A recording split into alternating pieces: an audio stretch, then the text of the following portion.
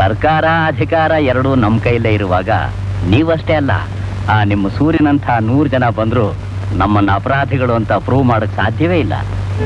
ನಮ್ ವಿಚಾರ ಬಿಟ್ಟು ನಿಮ್ ಕೆಲಸದ ಬಗ್ಗೆ ಅಷ್ಟೇ ಯೋಚನೆ ಮಾಡಿದ್ರೆ ಆ ಸಸ್ಪೆಂಡ್ ಆರ್ಡರು ಅದು ಇದು ಎಲ್ಲ ಚೆನ್ನಾಗಿ ಯೋಚನೆ ಮಾಡಿ ಬೇರೆ ಜಿಲ್ಲೆಗೆ ನಿಮ್ಮನ್ನ DC ಆಗಿ ಹಾಕ್ಸೋದು ನನ್ ಜವಾಬ್ದಾರಿ. ಅಪವಾದ ಹೊತ್ಕೊಂಡು ಪದವಿ ಉದ್ಯೋಗ ಸಾಯಕ್ಕೆ ನನಗಿಷ್ಟ ಇಲ್ಲ. ಹಾಗೆ ಸೂರ್ಯ ಅವ್ರಿಗೆ ಹಿಡಿದಿರೋ ಕೆಲಸ ಬಿಟ್ಟು ಬನ್ನಿ ಅಂತ ಹೇಳಕ್ಕೂ ಸಾಧ್ಯವಿಲ್ಲ. ಯಾಕೆ ಸಾಧ್ಯ ಇಲ್ಲ? ಕೊಳ್ಳೆ ಹೊಡೆಯೋರ್ಗೆ ಬೇಡ ಅಂತ ಹೇಳ್ಬೋದು, ಆದ್ರೆ ಒಳ್ಳೇದು ಮಾಡ್ತಿರೋ ವ್ಯಕ್ತಿಗೆ ಹೇಗ್ ಸರ್ ಬೇಡ ಅಂತ ಹೇಳೋದು? ಮಿಸ್ ಚಂದ್ರ, ನನಗೋಸ್ಕರ ನಾನೇ ಮಾತಾಡ್ತಾ ಇಲ್ಲ.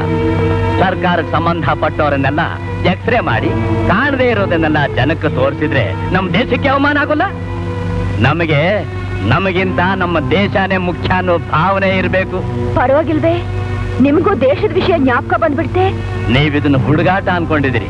ಈ ರಹಸ್ಯ ಏನಾದ್ರೂ ಹೊರಗೆ ಬಿದ್ರೆ ತೊಂದರೆ ಆಗುವುದು ನಮಗಷ್ಟೇ ಅಲ್ಲ, ಇದಕ್ಕೆ ಕಾರಣ ಆದವರು ಪ್ರಾಣನ ಉಳಿಯಲ್ಲ.